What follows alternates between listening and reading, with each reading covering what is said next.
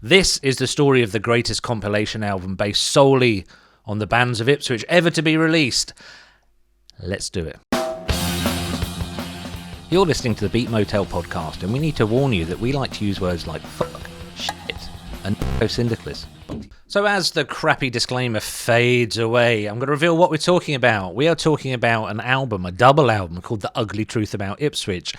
But before we dive into that, I need to give you some of the details. And before I even do that, I'm going to tease you with some of the names that are on this. Extreme Noise Terror, The Addicts, Waxing Captors, Red Flag 77. Ooh, where is it? There it is. Red Flag 77, Rosalita, so many bands. The Ballistics. If you're in Ipswich and you've ever been part of the music scene, you know these names. You will have seen these bands. So let's dive into how and why this album came about.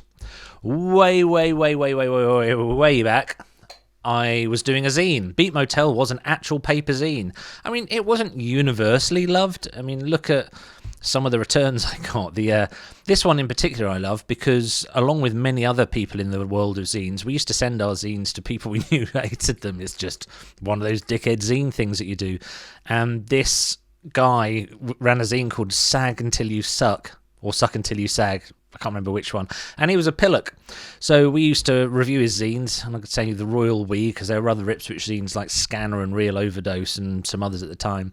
We'd give him bad reviews and then send him his bad reviews, and he'd write on the zines and send them back. It was an entertaining time. The internet hadn't really developed as far as it had now, and not a lot to do in Ipswich, apart from get involved with live music, and that is very much what I did. So the zine thing got really big. I'm not saying my zine was popular, but I used to send it to a lot of places and trade. The whole fantastic thing about the world of zines is you send your zine to anywhere, anyone in the world, and they'll send you a copy of their zine. So I ended up with a lot of zines. In fact, look, this is my filing cabinet at the time. And those CDs at the bottom there are possibly also trades. Just so much going on. So I got sent a copy of this. It was released on April 23rd, 2005, and it's called The Ugly Truth About Blackpool. And I was absolutely fascinated by this. It documented about 30 years of the Blackpool music scene, which I thought, that's an incredible undertaking. And this is at a time when the Ipswich music scene was absolutely thriving. I mean, it always has been brilliant, but this is when it was starting to get really, really, really good. We'd had a steady, probably 10 years by 2005 of well-attended gigs, lots and lots of bands playing. I was putting on 3 or 4 gigs a month with my friend Graham, who was a guitarist in a band I was in called Zeeb, and we were busy. Here's a picture I took outside, I can't remember who was playing, but it's outside the Steamboat Tavern in Ipswich. Go the Steamboat! So I thought, there's really amazing things happening here. Maybe we ought to document them. Need to kind of divert a little bit of backstory here to explain how I got to know so many bands. It wasn't just playing in bands and putting gigs on. I had a record shop with Ricky from Red Flag. It's called Know Your Product, and it looked like this. And we wanted it to become the hub. We wanted people to come in, hang out, talk about music, talk about their bands, form bands, and they absolutely did. I mean, unfortunately, they didn't actually buy loads of records, so the shop was only open for 2 years. But we had a bloody lovely old time while we were doing it. Look, there's me sat at the counter wearing what appears to be a rugby top. Jeez. Those bags at the top aren't takeaway. This is years before Deliveroo or anything. They were orders. We had paper bags instead of plastic bags because we were that ahead of our time. I'd also started a record label at this time. I signed the fantastic Los Salvadores and released 1,000 copies of their debut album as a 50-50 deal I had with them. Sent them off on tour and got PR and just loads of brilliant stuff. And the record label worked out really well, the record label being my label, Corn Dog Records, until HMV, I think it was, returned about 200 copies of this album. And that was enough to make the entire endeavour complete nil sum. We made no money, but hey, we had a lovely old time. We look back, but it did kind of put me off releasing records, which is a shame because it was also about the time I decided what we needed in Ipswich was a compilation album to document 30 years of the scene. So many brilliant bands, so many legendary events. But I'm not that good at putting out records. Anyway, I didn't let that stop me. Myself and Graham from Zeeb and Mark Newby, who was going under the name A Flight to Remember at the time, and loads of other people, to be fair, raised money. We raised £2,000 by doing gigs, a lot of fun things like inter-band football tournaments. It was a really intense period of fundraising, and we raised £2,000 pretty quickly, to be fair. This is something people were prepared to put their hand in their pocket for. We did get some offers from... Well, we got one offer from somebody to fund the entire thing as long as we said that they had. Now, I'm pausing here because I don't want to mention who it is, but anyone who's been in bands at that time will know that it was Ray at the Saxmund and White Hart, and I politely turned him down. I didn't do very well at not naming him there, did I?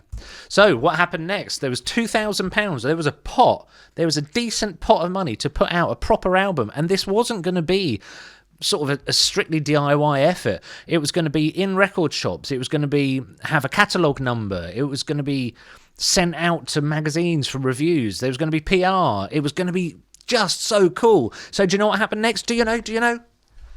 Absolutely fuck all. Nothing happened. Just nothing for years.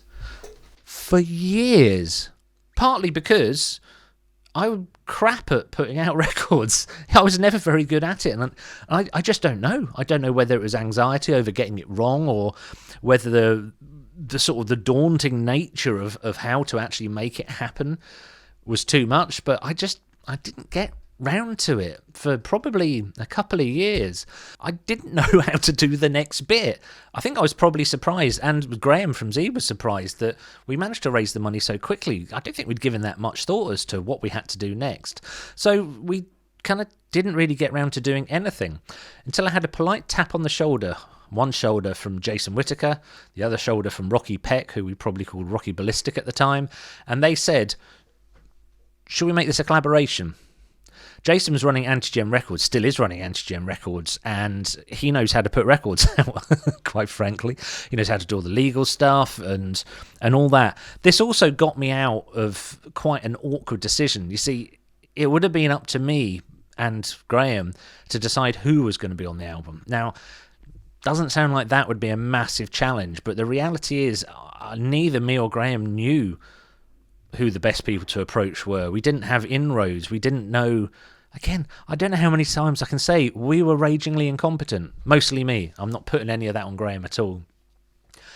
And it also meant that it got us out of having to say no to some people. Because, quite frankly, Jason was happy to say no to some people. And that's very much for the best. I think I would have put out a record that just... If anyone asked me, I would have said yes, and that's you need filtering. That wouldn't have been good. So, Antigen sorted out the legal stuff. I think I found a lawyer to look over the contracts, but contracts went out. Proper PRS, legal gubbins, and we found a lot of acts and a lot of bands who were perfectly happy to sign over their releases for no royalties, as long as it was only 1,000 physical copies. So it had to be limited at 1,000.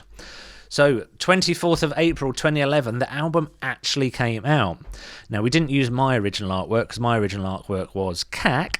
Instead, Jason Whittaker put together this brilliant pastiche of the Alan Lomax tapes, the American archivist. And it came out as a double CD with 45 acts, spanning 30 years of Ipswich. Jason, made a beautiful 16-page booklet that gave tons of information about every band. This is an absolutely fantastic document. Now, most amazingly, because we'd raised so much money for it, we were able to sell this for £1 each. We had discussions at the time about whether to give it away free, but we all agreed that the problem with free stuff is it can be seen as worthless or having no value, and that absolutely wasn't the case with this. But we also didn't want to sell it for the going price for CD.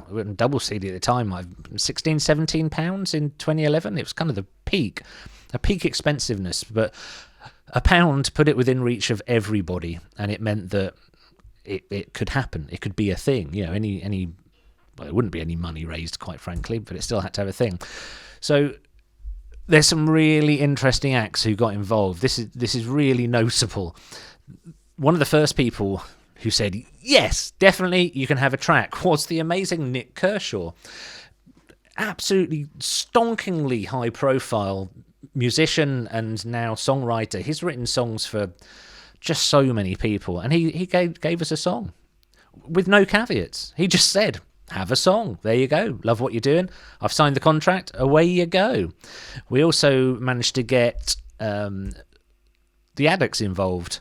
The Addicts, another band that in punk circles probably goes a bit wider than that. People like Tony Hawk love the Addicts. They're a band that are still touring the world now, as far as I know, and were certainly one of the first wave of UK punk. They were on Cheggers Plays Pop. Did you know that? Again, they gave us a track, and they said that it had to be the first track. So it was the first track of side A.